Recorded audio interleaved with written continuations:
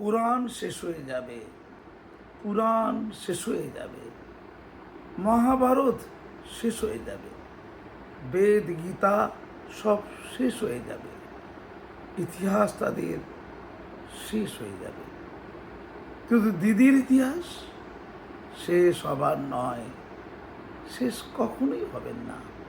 দিদি এই কথা বলেছিলেন। হ্যাঁ, তাই তিনি চাইছেন তার রাজনৈতিক জীবন শেষ হইয়াও হইল না। তিনি আদিতে যাবেন বলছেন, তিনি মূলে যাবেন বলছেন। তার দল আর তার সাথে নেই। তার তৈরি করা তৃণমূল কংগ্রেস এখন তার কাছে এক আবর্জনা, এক আতঙ্ক, এক বিভীষিকা, এক নাইটমেয়ার। মাত্র দুজন, প্রকৃত অর্থে মাত্র দুজন, তিনি এবং অভিষেক। সব শেষ। আমি আজকে টিভিতে বলছিলাম রিপাবলিক বাংলায়, আমরা শ্বাস প্রশ্বাস ফেলি না, শ্বাস প্রশ্বাস সেকেন্ডে সেকেন্ডে, ফ্র্যাকশন অফ সেকেন্ড, তেমন গোটা রাজ্য থেকে প্রতিটা সেকেন্ডে শ্বাস প্রশ্বাস দেওয়ার মতো চোর চোর চোর চোর চোর চোর। বাংলায় নয়, ভারতে না, গোটা পৃথিবীর ইতিহাসে ঘটেছে কিনা সন্দেহ, এত চোর। যে কালীঘাটে কি সততার প্রতীক পোস্টারগুলো ওই সিআইডি না কারা গিয়েছিল গতকালকে, ওরা খুঁজে পেয়েছে? পোস্টারগুলো রাখলো কোথায়? কয়েক কোটি টাকার পোস্টার বানিয়েছিল সততার প্রতীক। আমি তখনই বলেছিলাম, কোনো সৎ লোক নিজেকে পোস্টার দিয়ে ঘুরতে হয় না, অসৎ লোকই বলে পোস্টার। যেমন আমি তপসিয়া দেখেছিলাম কিছু চিটিংবাজ, ফ্রড, প্রমোটার, খুনি হঠাৎ করে দেখি না মাথায় টুপি দিয়ে ঘুরে বেড়াচ্ছেন, তার দায়ী রেখেছে। আমি বললাম যে আপনি তো মদ খোর, তারই খোর, গাঁজা খোর, আপনি তো দু চারটা খুন করেছেন, চিটিংবাজ, ফ্রড, টুপি দাড়ি কেন? বলছে এগুলো করতে গেলে এই টুপিটার দিতে হয়, দাড়িটা রাখতে, তবে আমাদের গায়ে হাত দেওয়া মুশকিল। এই অবস্থায় পুলিশ আমাদেরকে হাত দিতে পারে না, টুপি দাঁড়িয়ে আছে না। দিদির জমানা ছিল, সেই নয়া জমানা এখন এসে গেছে, সেই জমানা নেই। দিদি এখন কোথায়? যে সোনিয়া গান্ধীকে দুচ্ছাই করছিলেন, যে সোনিয়া গান্ধীদের হারানোর জন্য তিনি গোয়ায় দৌড়েছিলেন যাতে বিজেপি ক্ষমতা আসতে পারে, উত্তরপ্রদেশে দৌড়েছিলেন যাতে কংগ্রেসের ভোটটা ভাগ হয়ে যায়। হ্যাঁ, তিনি এই কর্মগুলো করছিলেন। আসামে দৌড়েছিলেন, ত্রিপুরায় দৌড়েছিলেন, কংগ্রেস যাতে দুর্বল হয়। ঠিক খুব গভীর অভিসন্ধি নয়? একদিকে ইন্ডিয়া জোট করছে, ইন্ডিয়া নামটা তার দেওয়া, অন্যদিকে জোটের লোকদেরকে সাড়ে সর্বনাশ করতে রাজ্যে রাজ্যে দৌড়চ্ছে যাতে করে বিজেপি ক্ষমতা আসতে পারে। দিদি, আপনি অন্য রাজ্যে বিজেপিকে ক্ষমতা আসার ক্ষেত্রে আপনার খুব উৎসাহ ছিল না? হ্যাঁ, বিজেপি পশ্চিমবঙ্গে এসছেন, আপনার বাড়িতে এসে গেছেন, কোনো অসুবিধা নেই তো, ওরা তো ওয়েলকাম করা দরকার না? কত বড় বিশ্বাসঘাতক না? সেই ছত্রধর মাহাতো থেকে বিশ্বাসঘাতকতা শুরু, সেই ছত্রধর মাহাতো মনে বলে তো, যেখানে যাকে পেয়েছেন বিশ্বাসঘাতকতা করেছেন, অ্যাসান পরামর্শ, অকৃতজ্ঞতা দেখিয়েছেন। দেখুন অকৃতজ্ঞতা কাকে বলে।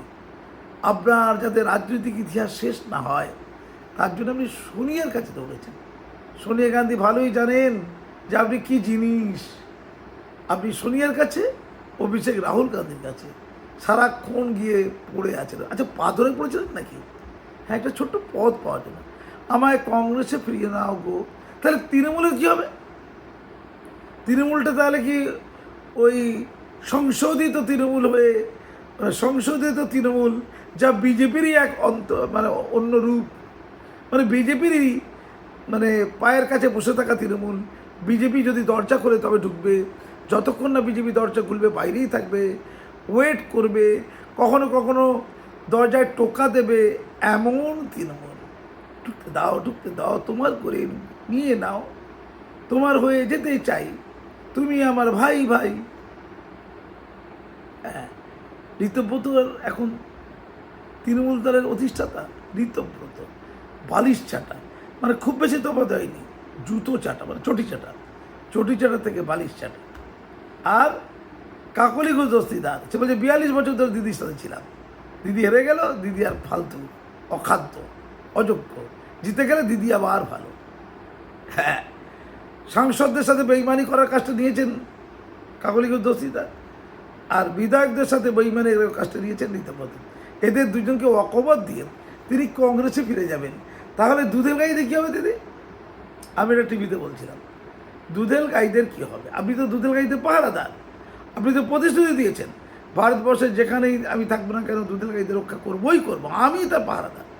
তারপরে তো তৃণমূল দলটাই নেই, তাহলে আপনি পাহারাদার হবেন না সরিয়ে পাহারাদার হবে? কে পাহারাদার হবে? টস করুন। আপনি পালাবেন নাকি? শরীর একটা কথা বলি, এটা কানে কানে বলি, জোরে জোরে ও জোরে হয়ে যাচ্ছে। আচ্ছা একটু আস্তে আস্তে বলছি। দিদি জানেন তো আপনাদেরকে যেগুলো ছুটছে সম্ভবত তৃণমূলের লোকই ছুটছে। তৃণমূল লোক ছুটছে কেন? অনেক দিনের রাগ, ওদের সাথে বেইমানি করেছেন, তৃণমূল লোকের সাথেই আপনারা বেইমানি করেছেন। যেমন অভিষেক আপনার সাথে বেইমানি করেছেন, যেমন ওই কোহিনুরা দাবি করছে যে অভিষেক এই আরজি করের ঘটনাকে কেন্দ্র করে আপনাকে ক্ষমতা থেকে সরাতে চেয়েছিল। অভিষেক আপনার সাথে বিট্রে করেছিল, আপনার সাথে ষড়যন্ত্র করেছিল, মানে আপনার ঘরের লোকেরই ষড়যন্ত্র করে। তেমনই বিজেপিতে যারা তৃণমূলে ছিল, যাদের প্রচুর রাগ ছিল অভিষেকের উপরে বা আপনার উপরে বা অন্যান্য নেতাপতাদের উপরে, তাদের রাগটা মেটানোর জন্য নিজেরা বিজেপির লোক ভান করে এই ডিপ ছুটছে, ডিপ কেউ কেউ হয়তো বিজেপির লোকও যোগদান করে যায়, ওরা করছে আমরা থাকি। সেকেন্ড ওরা কেন করছে আমি আগেও বলেছি, ওরা এই করে জেলে ফেলে যাবে হয়তো, মানে শুভেন্দুর লোকেরা পুলিশ হয়তো জেলে ঢুকিয়ে দেবে অন্যায় কাজ করার জন্য, অভিষেককে মারার জন্য হয়তো জেলে ঢুকিয়ে দিয়ে একটা ঢুকিয়ে দিয়ে তার ধারণা বেরিয়ে আসার পর আবার বিজেপিরা পায়ে পড়ে যাবে, এত শাস্তি নিয়েছে এবার তোমাদের আপন করে নাও। হ্যাঁ এমনটা। তার সাথে কিছু কিছু হয়তো প্রচণ্ড রেগে যাওয়া 321 জনকে তো হত্যা করেছেন দায়িত্ব সহকারে, 321 জনকে, অজস্র মেয়েকে রেপ করেছেন, অজস্র লোকের দোকানপাট লুট করেছেন, অজস্র আহত করেছেন। তাদের মধ্যে কারো কারো খুব নিশ্চয়ই আছে, দুটো তো মিলে গেছে, হতে পারে। এটা হয়ে গিয়ে কী করছে জানেন তো? যারা এটা করছে সব কিন্তু ধর্মে হিন্দু, যারা এটা করছে কোনটা কোনটা করছে, ডিম ছুটছে, গোবর ছুটছে আর টমেটো ছুটছে। এই তিনটে ছোড়াতে কী বলবো হচ্ছে বলো তো, লাগছে অথচ লাগছে না, আক্রান্ত হয়েছি অথচ হয়নি, আহত হবার মতো অথচ আহত হচ্ছে না। কারণ টমেটো থেকেও আহত হয়ে যায় না, ডিম ফেটে গেলে আর লাগে না তেমন, একটু ফাটার সময় টপ করে একটু লাগে হালকা, আর গোবরে তেমন লাগেই না। এই তিনটে ধরে আক্রমণ করছে গোটা রাজ্যে, সেকেন্ডে সেকেন্ড আক্রমণ চলছে গোটা রাজ্যে। মূলত ওরা করছে, তাদের কথা বললাম। এরা কিন্তু মূলত ধর্মে ওই সনাতনী ধর্মে, সে তৃণমূলের হোক আর বিজেপির লোকই হোক, সনাতনী। এরা না ওটা সহিষ্ণু, জানো তো? এরা না দিদি আপনাদের না মেরে ফেলতে চায় না, কিন্তু কোনো কারণে মুসলমানরা যদি প্রকৃত অর্থে খেপে যায়, মানে এরা যেমন টমেটো ছুটছে, গোবর ছুটছে, ডিম ছুটছে, ডিম নষ্ট করছে, এটা অন্যায় হচ্ছে। এরা কিন্তু নরমপন্থী লোক, এরা কিন্তু আপনাদের মেরে ফেলতে চাইছে না, আপনাদের অসম্মান করতে চাইছে, আর কিছু না। কিন্তু মোল্লারা বলেছিলেন আপনি পাহারাদার, মুসলমানদের মাদ্রাসা আপনি শেষ করে দিয়েছেন। সেই মাদ্রাসার মিটিংয়ে আজকে ছিলাম, একটা মহা সম্মেলন ছিল, ঐতিহাসিক মহা সেমিনার। এই যে আমাকে মানপত্র দিয়েছে, এটা মহাজাতি সদনে রিকগনাইজ অর্থাৎ অনুমোদিত অনুদানীর মাদ্রাসা। হ্যাঁ এখন 601টা হয়েছে, আগে 235টা ছিল, সেটা আপনাদের আমলে হয়েছে। তাদেরকে আপনারা অনুমোদন দিয়েছেন, বেতন দেননি, কথা দিয়েও বেতন দেননি। তাদের ছাত্র প্রায় 1 লক্ষের কাছে, তাদেরকে মিড ডে মিল দেননি, তাদেরকে পোশাক দেননি, তাদেরকে বই দেননি, তাদেরকে জুতো দেননি, ব্যাগ দেননি, যেগুলো অন্য ছাত্রদের প্রাপ্য তাদের দেননি। তারা খুব ক্ষেপে গিয়ে আজকে বৈঠক করছিল। সেখানে সংখ্যালঘু, বর্তমান নবনিযুক্ত সংখ্যালঘু মন্ত্রী ক্ষুদিরাম টুডু সাহেব ছিলেন প্রধান অতিথি, আমি ছিলাম বিশেষ অতিথি। আগুন জ্বালি ছেড়ে দিয়ে চলেছে আজকে, খেপিয়ে লাল হয়ে আছে মুসলমানরা, জানেন তো, প্রচণ্ড খেপে আছে। আপনি বলেছিলেন ওদের বেতন এক্ষুনি দিয়ে দেবো, ভোটের পরেই দেননি, টিভিতে বাইট রয়েছে আপনার, তাহলে মিথ্যে কথা বললেন কেন? আপনি খুব ভালো মিথ্যে কথা বলতে পারেন না। এবার আপনি বলেছেন আমি মুসলমানদের পাহারাদার, মুসলমানরা বিশ্বাস করে আপনাকে ভোট দিয়েছে। এবার আপনার চারিদিকে চোর চোর চোর চোর, এবার যা বলছে বুঝছি অন্য অবিজেপি রাজ্যে আপনি কোথায় জায়গা করবেন, কিনে হয়তো ঘর বানাবেন, অথবা কারো কাছে হয়তো ভাড়ায় থাকবেন, পশ্চিমবঙ্গে তো থাকতে পারবেন না। পশ্চিমবঙ্গে উঠতে বসতে চোর চোর কতদিন সহ্য করবেন, দমন কমে যাবেন তো। তাহলে আপনি বলছেন যে আমি আর তৃণমূলে নেই, তাহলে কে দেখবে? আপনি মুসলমানদের পাহারাটা কীভাবে দেবেন? আপনি তো বলছেন আমি দায়িত্ব নিয়ে বলছি আমি মুসলমানদের পাহারাদার। কিন্তু মুসলমানদের সাথে এই যে বিট্রে করলেন, দুধের গাই বলে এই ভোটটা নিলেন, 15 বছর মুসলমান আপনাকে রেখে দিল। তারপরে মুসলমানদেরকে কাঁচকলা দেখে টাটা বাই বাই, আমি এখন সোনিয়া গান্ধীর কাছে যাই, পারলে বিজেপির কাছে গিয়ে ঠাঁই দিই, এটা করবেন আপনি? এই মুসলমানরা কিন্তু না, সত্যি বলছি, সেই কাশ্মীরের দিকে দেখেছেন তো, আফগানিস্তান পাকিস্তান দেখেন, হ্যাঁ ওইটা দেখেছেন না, এই শামসেরগঞ্জে এই মোল্লারা করেছিল, আচ্ছা ওইটা দেখেননি? সে আপনি ছি, সেই ট্রেন পুড়িয়েছিল, পাথর ছুঁড়েছিল লুঙ্গি পরে, মোদিজি দেখে ফেলেছিল লুঙ্গি বাহিনী, সেই বেলডাঙ্গাতে 50,000 টাকা আর এই 50 কোটি টাকার ট্রেন জ্বালিয়ে দিয়েছিল। ওরা কি ছুঁড়েছিল জানেন? ওরা মোল্লা ভাই লুঙ্গি পরে, মাদ্রাসায় পড়ে, ওরা পাথর ছুঁড়েছিল। পাথর ছুঁড়লে কিন্তু মরে যায়। যদি সনাতনী সহিষ্ণু নরমপন্থী হিন্দু ভাইদের জায়গায় এই অসহিষ্ণু আপনার মোল্লা ভাইরা থাকতো, কবে অক্কা পেতেন, ঠ্যাং উল্টে পড়ে মরে যেতেন, কারণ পাথর ছুটতো ওরা পাথর ছুটতে অভ্যস্ত। যেমন ইসলামে আছে, ধর্ষণ করলে তাকে একটা গর্তের মধ্যে ফেলে দিতে হবে, ফেলে দিয়ে আনটিল ডেট, যতক্ষণ না সে মরছে, তাকে পাথর মেরে মেরে মেরে মেরে ওই ধর্ষককে হত্যা করতে হবে। এর নাম রজম। ইসলামে পাথর ছুঁড়ে মারার একটা রেওয়াজ, শাস্তি, ইসলামিক বিধিতে আছে। তাই মুসলমানদের পাথর ছোঁয়াটা খুব ভালো আসে। ক্লিয়ার? সেই পাথর ছোঁয়ার ব্যাপারটা কিন্তু চলে আসবে দিদি, ভয় লাগছে। যে হারে দেখলাম আজকে পুরো মহাজাতি সদন একদম টাইট, পুরো টাইট, এক বিন্দু ফাঁকা জায়গা নেই, সব মুসলমান বাইরে জড়ো হয়ে গেছে। তারা টুডু সাহেবের পুজো করছে, আমার পুজো করছে, এত ভক্তি শ্রদ্ধা করছে তারা। হ্যাঁ, টুডু সাহেব অবশেষে বলেছেন, মাননীয় শিক্ষামন্ত্রী, সংখ্যালঘু মন্ত্রী, যে আমরা মিড ডে মিল পড়ুয়াদের দেবো, আমরা পোশাক দেবো, কথা দিলাম, মুখ্যমন্ত্রীর সাথে কথা চালাচ্ছে। এইটা তো যথেষ্ট, দেখা যাক না, এটা তো বিজেপি সরকার এই তো দিচ্ছে। আপনি দেননি কেন? আপনি নাকি 5,500 কোটি টাকা এই সংখ্যালঘু আর মাদ্রাসা উন্নয়নে দিয়েছিলেন, তো এই টাকা গেল কোথায়? ওই টাকা কি লুট করার টাকা ছিল? আপনি এই শিক্ষকদের বেতন দেননি কেন দিন ধরে? ওরা তো কাঁদছে, ওদের 5,000 টাকা বেতনে স্কুল চালাবে, তাহলে অনুমোদন দিয়েছিলেন কেন? কান ধরুন। সেই মুসলমানদের কথাই বলছি দিদি, একটু সাবধান দিদি, এরা কিন্তু কেউ ওই ডিম ছুটবে না, হবে না, ডিম ছুটবে না, টমেটোও ছুটবে না, গোবরও ছুটবে না, গোবরে ওদের অ্যালার্জি আছে, ছুটবে না। ওরা পাথর ছুটবে দিদি। যে পাথরটা আপনার বলাতে রেলের দিকে ছুটেছিল, আপনি বলেছিলেন ছুটেছিল রেলের দিকে, ভারতীয় রেলের দিকে ছুটেছিল না? হ্যাঁ, ওই পাথরটা দিদি না, শামসেরগঞ্জে ওই গোটা পাড়াকে, সনাতনী হিন্দু পাড়াদের তাড়াতে সাহায্য করেছিল পাথরগুলো না? হ্যাঁ, ওই পাথরগুলো, ইটগুলো, পাথরগুলো। সংখ্যাগুরু অংশের লোক মার দৌড় দিচ্ছে, 2জন মরে গেছে, ডেড বডি। চন্দর দাস, হরগোবিন্দ দাস, মনে পড়ে তো? আপনি কোনো বিবৃতি দেননি, দুঃখ প্রকাশও করেননি। হিন্দু সনাতনী বললে কি আছে, সব একটা মরে যাওয়ার কথা। ওই পাথরটা, যে পাথরে মারা হয়েছিল, ওটা আপনাদের দিকে ধেয়ে আসতে পারে। অক্কা যাবে না এই বয়সে, অভিষেককে আর খুঁজে পাওয়া যাবে না। অভিষেকের দিকে যে ডিম গিয়েছিল, ওইটার পর ডিমের বদলে পাথর ধরে নি। হ্যাঁ, সব্যসাচীর দিকে যে ডিমটা গিয়েছিল, ওই কারামন্ত্রী উজ্জ্বলের দিকে যে ডিমটা গিয়েছিল, যে টমেটোটা গিয়েছিল, গোবরটা গিয়েছিল, ওইটার বিনিময়টাকে পাথর ধরে নি।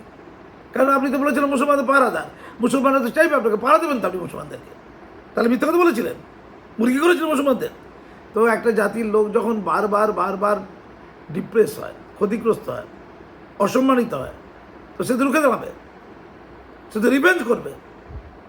পশ্চিমবঙ্গে আপনাদের ক্ষতি কিন্তু বিজেপির লোকের হাতে হবে না, আপনার দুধেল গাইদের হাতে হবে, ফ্র্যাঙ্কেস্টাইন হবে। ওসামা বিন লাদেনকে মনে পড়ে? তাকে পয়দা করেছিল, সৃষ্টি করেছিল, তাকে প্রমোট করেছিল আমেরিকা যুক্তরাষ্ট্র, রাশিয়ার বিরুদ্ধে আফগানিস্তানে দখল নেবার জন্য। টুইন টাওয়ারটা মনে পড়ে? সেই ফ্র্যাঙ্কেস্টাইন হয়ে যাওয়া ওসামা বিন লাদেন আমেরিকাকেই উড়িয়ে দিয়েছিল। অনেক পরে অবশ্য আমেরিকা তাকে হত্যা করে পৃথিবীতে নাকি স্থান হবে না, তাই মহাসমুদ্রে ফেলে দিয়েছিল, তিনি মহাপুরুষ না হয়ে যান। হ্যাঁ, আপনার দুধেল গাইরা ফ্র্যাঙ্কেস্টাইন হয়ে যাবে। আমি চ্যালেঞ্জ করে বলছি আপনাকে, পাথর নিক্ষেপ হবে আপনাদের উপরে, আপনার এবং অভিষেকের উপরে পাথর নিক্ষেপ হবে, ওটাতে বাঁচানো যাবে না দিদি। যে নিক্ষেপ হয়েছে ডিমের মাধ্যমে, ওটা সনাতনীদের কালচার আর কি, ক্ষুদ্র আওয়াজ, নরমপন্থী মহাত্মা গান্ধী। কিন্তু বাল গঙ্গাধর তিলক, অরবিন্দ ঘোষরা চরমপন্থী ছিল, জানেন তো, অগ্নিযুগের চরমপন্থী। ক্ষুদিরাম বসুরা ছিল, মনে আছে তো? সেই মোল্লারা হঠাৎ করে সেইটাকে নকল করে দেবে না তো, ওরা তো পাথর ছুটতে প্রস্তুত। দিদি 4টে পাথর পেলি অক্কা, তারপরে কি আপনি যাবেন মক্কা? আপনি আর অভিষেক অক্কা পেয়ে কি মক্কা যাবেন? ওখানে কি সমাধিস্থ হবেন? আপনাদের তো মোল্লা বলে তকমা পেয়ে গেছেন অলরেডি। মক্কায় গিয়ে অক্কা পাবেন কিনা ভাবুন। এই পরিষ্কার কথাবার্তা বলছি দিদি। আর একটা সাজেশন দিই দিদি, শেষে বলা বক্তব্য শেষ করব। মাদ্রাসার অনুষ্ঠানে আজকে দেখলাম কি বিপুল ঘৃণা আপনার সম্পর্কে, এন্টার দাড়ি টুপিওয়ালা মৌলানা মৌলভী শিক্ষকদের মুখে। হ্যাঁ, টুডু সাহেব ছিলেন, আমি ছিলাম, চোখের সামনে দেখলাম কি মৌলিক এক অকৃত্রিম ঘৃণা, সুনির্দিষ্ট ঘৃণা আপনাদের উপরে। ভয় লাগছে আমার। আমি আপনাকে একটা বলি, আপনি অন্য রাজ্যে থাকুন, পশ্চিমবঙ্গে ঢুকবেন না। আপনার কথা কি শেষ হয়ে যাবে না? কোরআন শেষ হয়ে যাবে, এর জন্যই তো মার খাবেন আপনি। কোরআন শেষ হয়ে যাবে তো দিদির ইতিহাস শেষ হবে না। দিদি আপনার ইতিহাসকে না দুধেল গাইরে শেষ করে দেবে। আপনি ভাবছেন আবার জেগে উঠবেন কংগ্রেসকে বিশ্বাসঘাতকতা করে? সর্বত্র বিশ্বাসঘাতকতা। আপনি সোনিয়ার সাথে কতবার বিশ্বাসঘাতকতা করেছেন, কতবার তাকে অসম্মানিত করেছেন আপনি। আপনাকে একটা সাজেশন দিই, আমার একটা সুনির্দিষ্ট বিষয় ছিল আপনাকে বাংলায় আনা যায় কিনা। আমি বলছি আসবেন না। আপনি অভিষেককে নিয়ে অন্য দেশে পালে চলে যান, দূর চলে যান। আপনি দিল্লিতেও থাকবেন, ওখানে হামলা হয়ে যাবেন। আপনি দক্ষিণী রাজ্যগুলো থাকার চেষ্টা করুন যদি পারেন, এই কর্ণাটক তামিলনাড়ু এই দিকটাতে থাকার চেষ্টা করুন। ওখানে হয়তো কেউ ঘরদোর দিতে পারে আপনাকে। লুকিয়ে থাকবেন গ্রামের দিকে, শহরের দিকে থাকবেন না, ওখানে আবার হামলা হয়ে যেতে পারে, রিস্ক আছে আপনার। আর একটা কথা, যদি আপনার কালীঘাটে থাকতেই হয় তাহলে কালীঘাট মন্দিরের কাছে থালা নিয়ে বসুন। আপনার তো কোনো টাকা পয়সা নেই, আপনি তো ভিখারির জীবনযাপন করেন, আপনার তো ইনকাম বন্ধ হয়ে যাচ্ছে। এবার লোক থালায় পয়সা ফেলবে, পয়সা ফেললে আপনি কবিতা লিখছেন, তো প্রবন্ধ লিখছেন, কবিতা লিখছেন না, ও তো জারি আছেন, তো ওগুলো তো ছাপা দিতে হবে, কেউ তো ছাপবে না আপনার লেখা। তো ওই যে থালায় যে পয়সাটা ফেলবে, সেই পয়সার টাকা যে সংগৃহীত হবে, আর আপনার বই বেচার টাকা তো ইতিমধ্যে আছে, আপনার ছবি আঁকার টাকা তো কিছুটা আছে ইতিমধ্যে, সবগুলো নিয়ে আর আপনি মুখ্যমন্ত্রী, এক্স মুখ্যমন্ত্রী হিসেবে যেটা পেনশন পাবেন, ওটা নিয়ে আপনি বই ছাপান, লিখুন, ছবি আঁকুন, ছবি কালি কিনুন। কালীঘাটে না, একটা বড় থালা নিয়ে সবাই বসে, ঈশ্বরের নামে বাবা কিছু দিয়ে যাও বাবা, ওইটা করুন, খুব ভালো মানাবে আপনাকে, মারবে না। লোকের মায়া, আহারে কদিন আগে রাজ রানী ছিল, কদিন আগে মহারাজার রানী ছিল, এই সরি মহারাজা রানী নয়, কিন্তু অবিবাহিত, মানে কি বলবো, সম্রাজ্ঞী ছিল, হিটলার ছিল, শাড়ি পরা হিটলার। এটা কে বলেছিল? এটা বলেছিল রেজ্জাক মোল্লা, আব্দুর রেজ্জাক মোল্লা, যাকে মন্ত্রিসভায় নিয়েছিল। শাড়ি পরা হিটলার ছিল। এখন সেই রাজা ভিখিরি হলো। খুব ভালো ইতিহাস লেখা যাবে, কিন্তু গল্প হবে। আপনার ইতিহাস শেষ হবে না, কোরআন শেষ হয়ে যাবে, পুরাণ শেষ হয়ে যাবে, তবু আপনার ইতিহাস শেষ হবে না।